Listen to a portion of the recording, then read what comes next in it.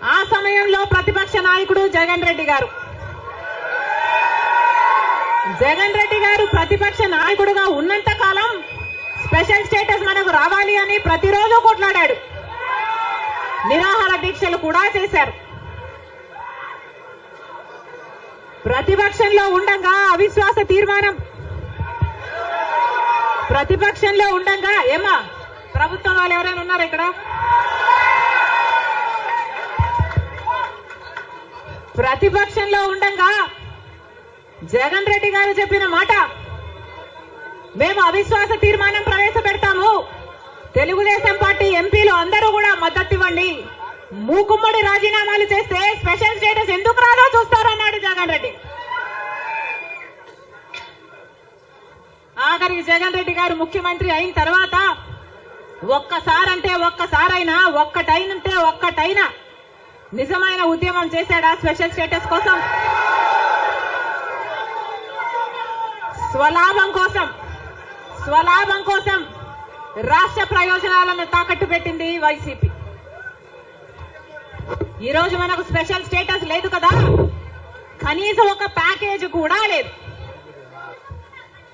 ఉన్న ప్రభుత్వమైనా ప్రతిపక్షమైనా ఒక్కటంటే ఒక్క నిజమైన ఉద్యమం చేసింది లేదు.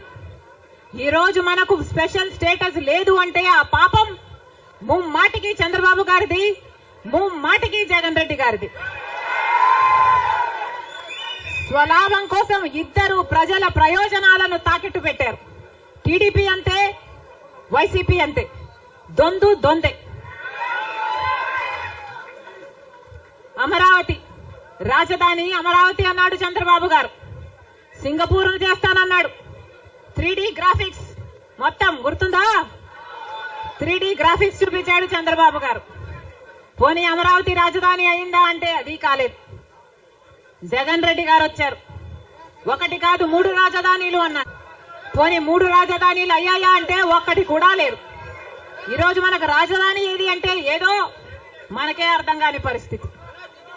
ఒకటైనా ఉందా అంటే ఏదీ లేదు, ఒకటి కూడా లేదు. మరి ఏమి సాధించుకున్నట్టు? పోలవరం ప్రాజెక్ట్ ఎప్పుడో 1941లో పోలవరం ప్రాజెక్టు కట్టాలనుకుంటే సాధ్యపడలేదు. ఆఖరికి రాజశేఖర్ రెడ్డి గారు ముఖ్యమంత్రి అయిన 2004లో రాజశేఖర్ రెడ్డి గారు జలయజ్ఞంలో భాగంగా పోలవరం ప్రాజెక్టును స్థాపించడం జరిగింది. రాజశేఖర్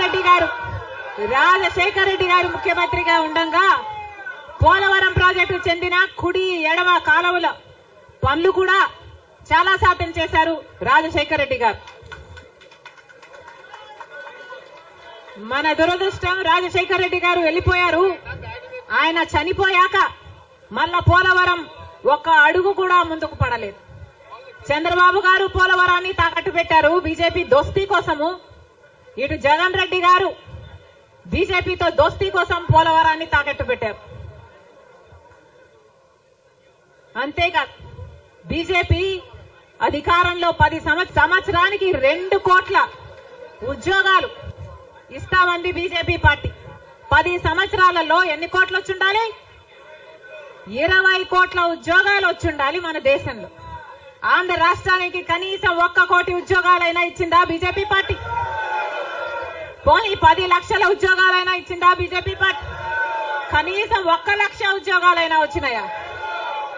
లేదు. ఆంధ్ర రాష్ట్రంలో 1 లక్ష అంటే 1 లక్ష ఉద్యోగాలు కూడా ఇవ్వలేదు బీజేపీ పార్టీ.